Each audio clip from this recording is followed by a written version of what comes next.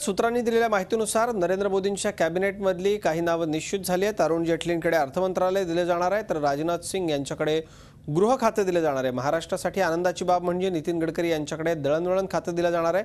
या खात्यामध्ये railway, shipping, विमान वाहतूक, परिवहन यांचा समावेश करण्यात येणार आहे। तर कृषी मंत्रालय व्यंकय्या नायडू यांच्याकडे दिले जाणार आहे। लोकसभेचे सध्याचे उपाध्यक्ष करिया मुंडा यांच्याकडे लोकसभेचं अध्यक्षपद दिले जाणार आहे। विशेष म्हणजे पूनम महाजन यांच्याकडे राज्यमंत्रीपद दिले जाईल अशी शक्यता आहे, तर सत्यपाल सिंग यांच्याकडे देखील राज्यमंत्रीपद सोपवलं जाण्याची शक्यता आहे। दरम्यान मंत्रिमंडळाबाबतची यादी आज रात्रीपर्यंत राष्ट्रपतींना पाठवण्यात येणार आहे असं समजतंय।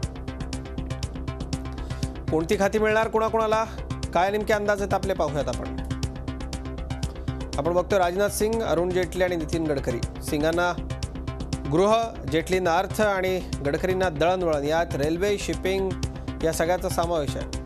पीयूष गोयल, रविशंकर प्रसाद आणि व्यंकय्या नायडू।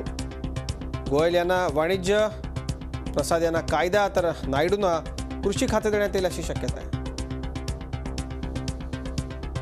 स्मृती इराणी आणि मुरली मनोहर जोशी। स्मृती इराणी यांना सूचना प्रसारण आणि HRD जोशी सरांना दिलं जाईल अशी शक्यता आहे। तर पूनम महाजन, सत्यपाल सिंग आणि करिया मुंडा। पूनम महाजन यांना राज्यमंत्री केलं जाईल, सत्यपाल सिंगांनाही राज्यमंत्री केलं जाईल, तर लोकसभेचं अध्यक्षपद करिया मुंडांच्याकडे सोपवलं जाईल अशी शक्यता। झी 24 तास रहा एक पाऊल पुढे।